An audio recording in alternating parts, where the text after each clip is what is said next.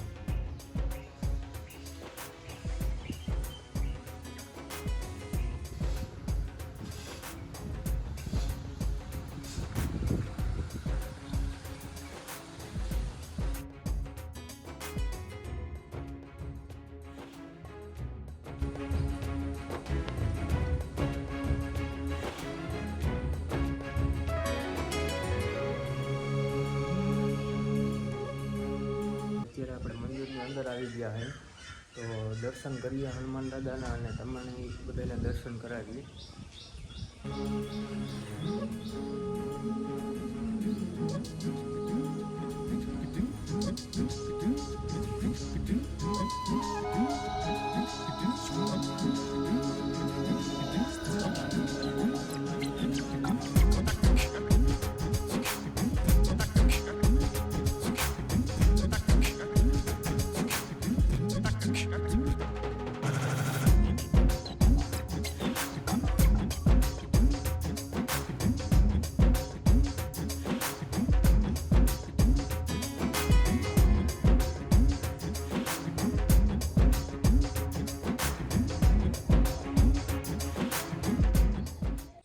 આ રીતના કંઈક અહીંયા ભગવાન ભોળાનાથની શિવલિંગ છે, અને હનુમાન દાદા અહીંયા બેઠા છે.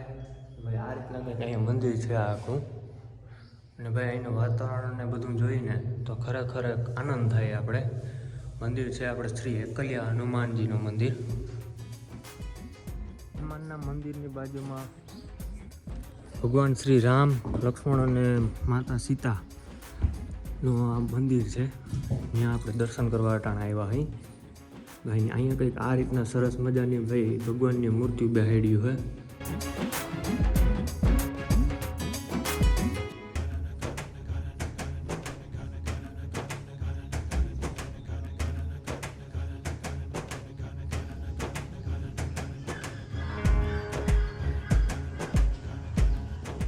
આ જગ્યા છે આજ વર્ષોથી આટલી બધી જાગૃત છે. અને જાગૃત છે એની સામે પાછું ભાઈ અહીંયા વર્ષોથી 24 કલાક કાયમી માટે ધૂણો ચાલુ રહે છે આ જગ્યામાં. એ વસ્તુ છે ને ભાઈ, ચાલુ રાખવીની એક અઘરી વસ્તુ છે, ધ્યાન રાખવું અઘરું છે. પણ કાયમી માટે ભાઈ 24 કલાક ધૂણો ચાલુ છે. એ જગ્યા હું તમને દેખાડું, વિડીયોમાં ભાઈ કન્ટિન્યુ બન્યા રહેજો. આ જગ્યા જે છે એમાં 24 કલાક ભાઈ ધૂણો ચાલુ જ રહે અહીંયા. આ એ જગ્યા છે.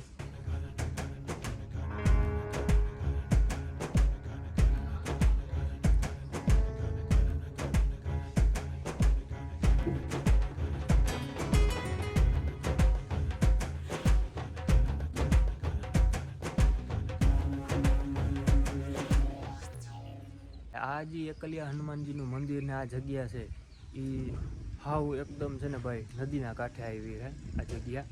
આ રીતના કંઈક અહીંયા ભાઈ મોટી નદી છે. અત્યારે ખાલી થઈ ગઈ છે, ઉનાળાની સિઝન છે એટલે. બાકી ભાઈ છે ને ચોમાસામાં આવીએ ને તો જે આ બધું છે ને આ બધેમાં પાણી ભર્યું હોય. તો ભાઈ આવી જગ્યા, ભાઈ આવી કુદરતી નજારાવાળી જગ્યા અને આટલી બધી જાગૃત જગ્યા હોય તો ત્યાં શું મજા ના આવે. આ જગ્યાનું નામ એકલિયા હનુમાન એટલા માટે પડ્યું છે કેમ કે આજ વર્ષોથી બહુ જૂનો ઐતિહાસિક વાત છે આ, કે વર્ષોથી છે ને ભાઈ આજુબાજુના ગામ છે એ પ્રોપર આ મંદિર છે એ ગામમાં નથી, હિમ વિસ્તારમાં, વાડી વિસ્તારમાં આવ્યું છે. એટલે હનુમાનજી છે આજ વર્ષોથી એકાંતમાં અહીંયા મંદિર છે ને એના ઉપરથી એકલિયા હનુમાન નામ રાખવામાં આવ્યું છે. આ હનુમાનજીની મૂર્તિ છે એ અહીંના વડીલો છે એનું કહેવું એવું છે કે બહુ તેજસ્વી અને ચમત્કારિક મૂર્તિ છે. અને ભાઈ બીજું એક ખાસ વસ્તુ એ કે હનુમાનજી છે એ ભગવાન શ્રી રામના ભક્ત છે અને શિવની આરાધના કરે છે.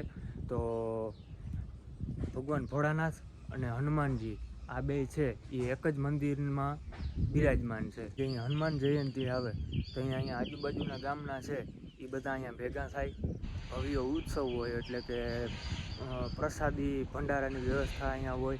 એટલે હનુમાન જયંતિના દિવસે આજુબાજુના ગામના ભાઈ બધા ભેગા થાય અને હનુમાન જયંતિને છે ભાઈ ખાસ રીતના સરસ બધું આયોજન કરી અને હનુમાન જયંતિ ઉજવે છે અહીંયા. ભાઈ તમને અહીંનું વાતાવરણ છે એ કેવું લાગ્યું એ તમને ખબર જ પડી જશે, કેમ કે બેકગ્રાઉન્ડમાં ભાઈ મારા સિવાયનો જે બીજો અવાજ છે એમાં અહીંના પંખી ને ઝાડવાનો ને એ બધો અવાજ આવે છે. એટલે એ એક ભાઈ છે ને આ વાડી વિસ્તારમાં, હિમ વિસ્તારમાં આવ્યું ને એટલે અહીં કોઈ ઘોંઘાટ કે વસ્તુ કોઈ બીજી હોય જ નહીં, એક કુદરતી અવાજ હોય ને એ જ એક સંભળાય. બાકી બધું ભાઈ નેચરલી છે એટલે અહીંયા છે ને ભાઈ મનને એકદમ શાંતિ મળે એવી જગ્યા છે.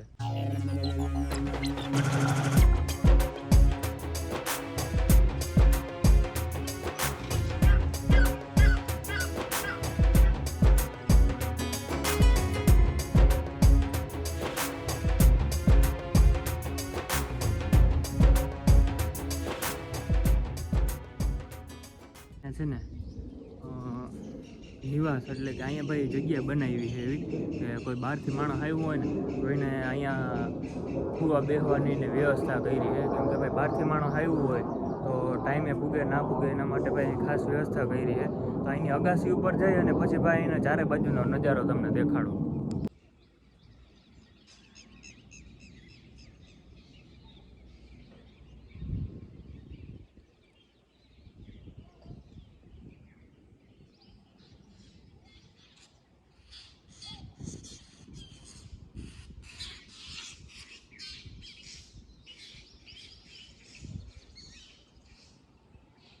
આ રીતના કંઈક ઉપરથી છે ને ભાઈ નજારો દેખાય છે એ મંદિરનો.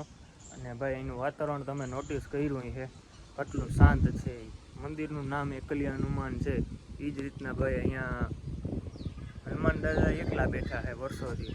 તો અહીંયા તો આપણે ભાઈ એકાંતમાં આવીને તો આપણે એમ થાય કે બેઠા રહી. ટૂંકમાં એ ટાઈમ કાઢવો ને એ કોઈ અઘરી વાત નથી, મજા આવે. અહીં ટાઈમ નીકળી જાય બેઠા હોય ને. એટલે જે બહારથી માણસ આવે ને જે આશરો અહીંયા લેવા માટેની જે જગ્યા છે, નિવાસ છે, એની છત જો તમે ખાલી આમ લંબાઈ છે આમ પહોળાઈ છે. તો તમે હિસાબ કરો આ જગ્યા કવડી છે અને અહીંયા માણસ કેટલું સમાઈ જાય એ તમે ખાલી હિસાબ કરજો. અવળી અહીંયા ભાઈ ખાસ વ્યવસ્થા કરી છે. આ જગ્યામાં છે ને કદાચ એક ભેગા 1000 માણસ આવે ને અહીંયા, કદાચ માની લ્યો કે હનુમાન જયંતિના દિવસે માણસ અવળું અહીંયા થાય જ છે, તો કંઈ અગવડ ના પડે.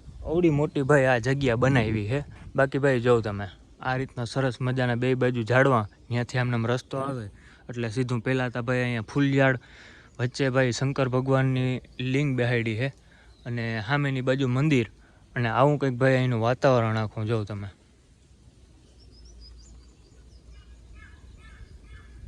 મંદિરની જગ્યા છે આ સામેની, એમાં અહીંયા બગીચો બનાવ્યો હોય જેમાં આંબા ને એવા બધા ઝાડવા વાવ્યા છે. કે આવું છે ભાઈ એનું વાતાવરણ એકદમ સરસ મજાનું. અને બાકી ભાઈ અહીંયા છે ને આવીએ ને એટલે ખરેખર મનને એકદમ શાંતિ મળે. આવી કંઈક છે એકદમ શાંત વાતાવરણવાળી જગ્યા. જો અત્યારે હું છે ને બોલવાનું ખાલી બંધ કરું હું એક થોડી વાર માટે, બેકગ્રાઉન્ડ સાંભળો તમે ખાલી.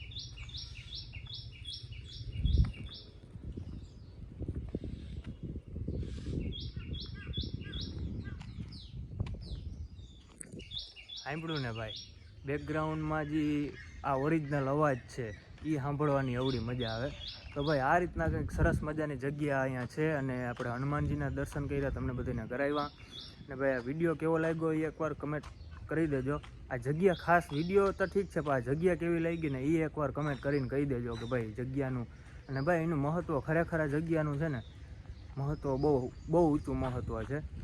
તો હવે આપણે નીકળવું છે ઘર બાજુ. તો વિડીયોને ભાઈ આપણે અહીંયા જ પૂરો કરવો છે. તો મળીએ પાછા એક નવા વ્લોગ વિડીયોની સાથે. તો બધાને જય દ્વારકાધીશ ને જય શ્રી રામ.